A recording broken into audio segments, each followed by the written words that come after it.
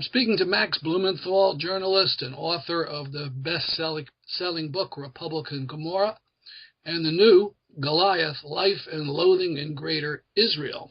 He'll be speaking about Goliath in Connecticut on Monday, January 27th, and presently he's in New Jersey. Good evening. How you doing, Stanley? Good. Let me start by asking you about some of your messages on Twitter that I saw today. You had a tweet about Isabel Kirshner in the New York Times and her use of the word goad when she was talking about some Palestinian youth. What was that about? Well, it's classic. I mean, Isabel Kirshner sees the situation that she's covering from the Israeli perspective. Her husband is Hirsch Goodman, who is a former consultant for the Institute for National Security Studies, which is basically a wing of the Israeli Ministry of Defense. It consults for the Israeli army and security services. And that's kind of the world she lives in. So when she went to the Jazaloon refugee camp and described it as an angry, seething warren of concrete, instead of, presenting it from the perspective of its residents, she's kind of on a safari out there. She discussed the phenomenon of Israeli soldiers shooting the adolescent boys who live in this camp. The soldiers are there to protect and ensure the presence of a nearby illegal settlement. And one of them recently shot a 15-year-old boy in the back in what Human Rights Watch called an unprovoked execution-style killing. His parents said they shot him like they were hunting a bird. And Isabel Kirshner approached the refugee camp from her Israelified perspective and said that young boys stand around and throw stones at the soldiers and goad them. In order to introduce the killing of this 15-year-old boy, which should have been really the lead of her story because it was such a shocking crime, that a soldier basically killed a kid for sport. And then there's the idea of stone throwing.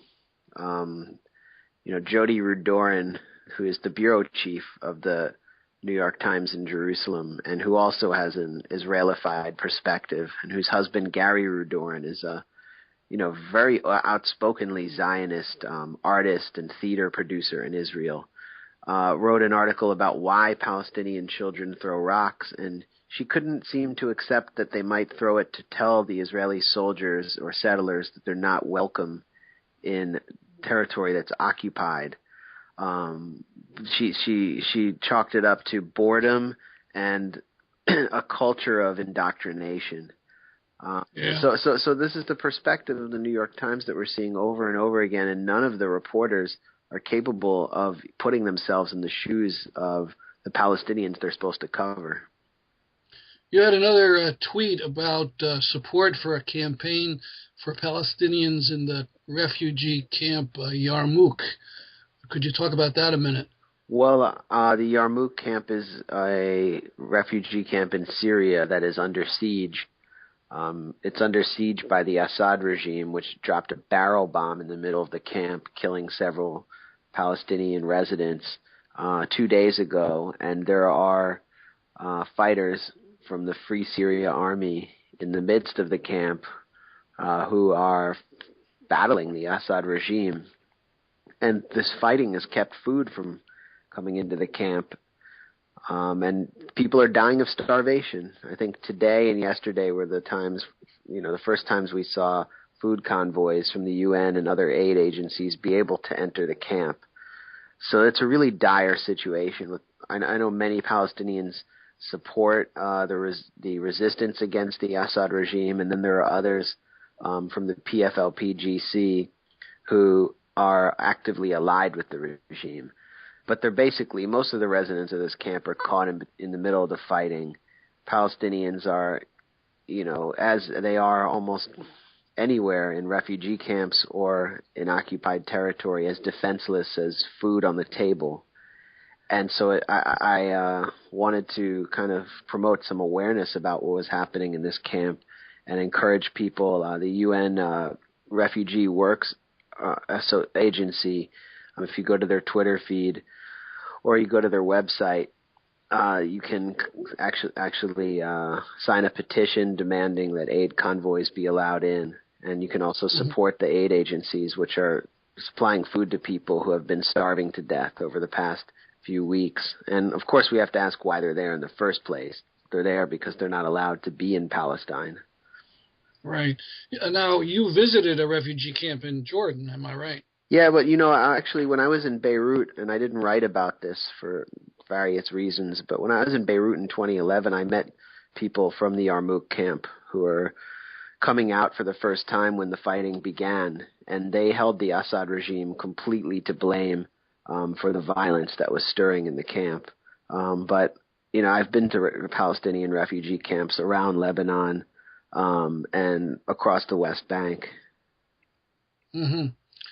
Let's go back some. As a journalist, you didn't start out by covering the Middle East, is that right? Yeah, exactly. I didn't. I started out covering domestic politics and writing about the Republican Party and the religious right from a liberal left-wing perspective. Mm-hmm. And that's where Republican Gomorrah came out of. Exactly, yes. Republican Gomorrah was like 6 years of my reporting and research on the Christian right and the radical right takeover of the Republican Party, and just the culmination of that reporting. When did you first get interested in writing about Palestine and Israel? Well, I'd always been interested because I'm an American Jew, and so Zionism decided to kind of infect my life and call on me, as it does to many and even most American Jews. Whether it was in my Hebrew school, through friends, or through the Birthright Israel program, which just offers you a free trip to a foreign place and, 10 days of fun and sightseeing, and you realize that you are being indoctrinated into a project that is, at best controversial and at worst a gigantic crime against an indigenous people. So you're forced to decide. And I was already in a very politicized family, in a politicized environment, and I was going into the media. So when Operation Cast Lead took place, this is, I think, the 5th anniversary of Operation Cast Lead. It was the three-week slaughter of people in the besieged Gaza Strip. It was really hard for me to continue to stay silent, even though it might have meant complicating my position at the Daily Beast and complicating my career, which was really taking off covering the Republican Party and, helping advance the progressive cause. But I couldn't really keep quiet anymore. I was so outraged. So I started directing my journalistic energy into this topic, and that's really what led, after about 4 years, to the publication of Goliath. Going back to 2009, you shot a video that went viral called Feeling the Hate. And in the article in Haaretz that I just read about it, you talk about birthright as being a factor in, talk about the video first, and then we'll comment. This is a banned video, a censored video, that I shot the night before Barack Obama's historic address in Cairo in 2009 on my first extended reporting trip to Israel-Palestine. And it depicts mostly inebriated young American Jews and some Israeli Jews who've immigrated from the U.S. In central Jerusalem in a competition with each other for who can make the most racist statement about Barack Obama and about Palestinians. And it shocked the Jewish world, which had attempted to ignore the cultivation of these racist attitudes among Jews around the world under the influence of Zionism, under the influence of the ultimate intoxicating drug, Ziocaine. So all we did was show what these young people were saying. The video was banned by YouTube after garnering 500,000 hits in one day. It was banned by Vimeo. It was banned by the Huffington Post. And every Jewish writer and publication felt compelled to weigh in about it. As you said, Haaretz did as well. And these young people, many of them were studying for a year in yeshivas in Jerusalem, which is common among modern Orthodox American Jews, and others were just on a vacation.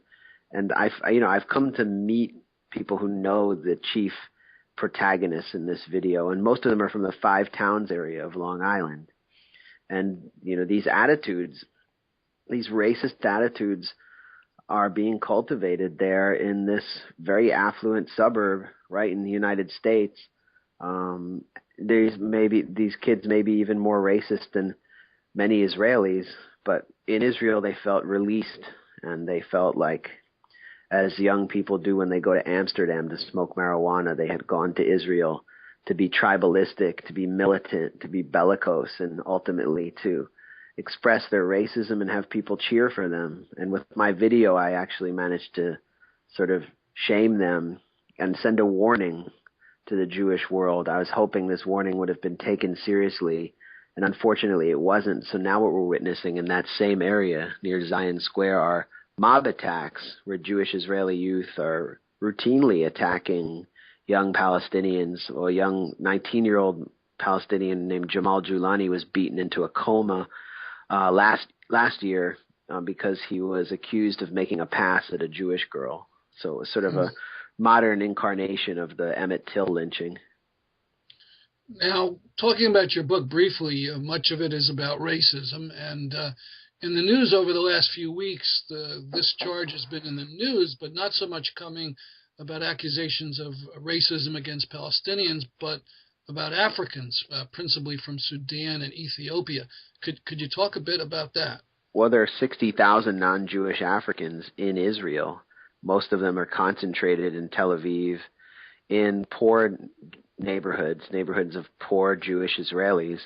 They've been deprived of work permits. They've been the victims of race riots, of high-level incitement by Israeli officials.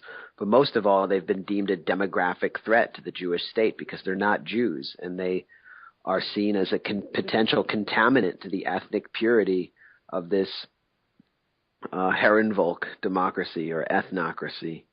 So they need to be expelled, and the state has decided to expel them all. They've passed laws allowing their indefinite detention, and there is an ongoing strike of non-Jewish Africans. It's been going on for over a week. Tens of thousands of them have filled the streets of Israel, demanding that they at least receive protection because almost all of them are eligible for refugee status. Most of them are from Sudan, from the Darfur region, and if they return to their country, they'll be killed. They'll be seen as traitors. And the state of Israel refuses to provide them with refugee status, even though it has signed the UN Convention on Refugee Rights. And it's refused to do so simply because these people aren't Jews, and so they can't be allowed to secure a presence in Israel where they might assimilate. The greatest fear is not that they'll be a security threat. It's that they will be productive members of Israeli society, and many of them already are and speak Hebrew. So this really goes to the essential logic of the Jewish state, and we have to see these demonstrations actually as anti-Zionist demonstrations or as a challenge to Zionism, because they're simply demanding human rights. Yeah, you say the word Darfur, and a few years ago that was the trendy word in the U.S., the tremendous sympathy for the people of Darfur, and we know the Israel lobby was stirring this up, trying to say it was a matter of those bad Arab Sudanese against the black Sudanese, but here when they have a chance to actually help black Sudanese, they don't do it. Exactly, and this really exposes the hypocrisy and cynicism of the Israel lobby, because it was Charles Jacobs, the founder of the David Project, who really helped set up the Free Darfur movement. The American Jewish Committee and its donor pool played an instrumental role in bringing the prominence to the Free Darfur movement in the United States. And none of these groups, absolutely none of them, have said a thing about the situation of the tens of thousands of refugees who have fled the Janjaweed and fled genocide in Sudan, who are now in Israel. And it's because that's where their real priorities were, and because they set up the Free Darfur movement and pooled their resources into it in order to distract from and whitewash Israel's treatment of the Palestinians. It was like one of the first PR efforts at whitewashing, and now it's been exposed. Well, we're almost out of time. I just wanted to ask you one last question about this strange controversy where the Israeli parliament is considering a bill that would make it a serious crime to use the word Nazi if one person yelled at it against another. Pretty odd. It's ironic, isn't it? Yeah. I mean, I remember years ago, Yehoshua Leibowitz, this great religious figure who eventually was awarded the Israel Prize, he talked about the term Judeo-Nazism, particularly about soldiers in '82 and what some of them did. Yeah. I mean, under this bill, they would lock him up. Well, Yehoshua Leibowitz is a major figure in my book. He's like the moral voice in my book, Goliath. And I really think it's funny that I was labeled number 9 on the Simon Wiesenthal Center's anti-Israel, anti-Semitic list. I was tied with Alice Walker, by the way. And part of their justification was that I quoted Leibowitz calling Israeli commandos Judeo-Nazis. And I only quoted him to describe his career, to detail his career as probably the most respected religious mind in the entire Zionist movement's history. The man who knew more about Maimonides than Maimonides himself. One of the most famous Israeli intellectuals who was destroyed at the end of his career because everything he predicted about the occupation and what it would do to Palestinians and to Israeli society came true. And to jolt Israelis into action, he began telling them that if they became soldiers, they would just follow orders and they would commit human rights crimes, which would make them Judeo-Nazis. And he was actually stripped of the Israel Prize under pressure from Yitzhak Rabin, who we think of as like this man of peace. So, yes, Leibowitz would be his speech would be criminalized in modern day Israel. But, if we're to be consistent about this new law, which is just one of countless laws introduced in the Knesset to punish and criminalize forms of speech that the state of Israel finds inconvenient or offensive, Benjamin Netanyahu would also be thrown in jail because Netanyahu 2 months ago delivered a speech at Bar Ilan University where he said the Palestinian national movement were Nazis. They were infected with Nazism and that they were responsible for the killing of 4,000 Jewish children in Europe, and that the Palestinian national movement actively collaborated in the final solution, which is all completely false. We've even seen the Simon Wiesenthal Center warn about Auschwitz borders. So the exploitation of the term Nazi is really something that I think we see more on the right and within the kind of Likud world of Zionism, and at the same time, they're the ones who seem to be advancing this bill. Well, we've barely scratched the surface, but we're eager to hear you again next week in Central Connecticut State University. Thanks for talking with me. Thanks for having me on, Stanley. I've been speaking with Max Blumenthal, the author of Goliath. He'll be speaking Monday, January 27th, 5 o'clock at Central Connecticut State University. Go to our site, thestruggle.org, for details. This is Stanley Heller for The Struggle. Thanks for listening.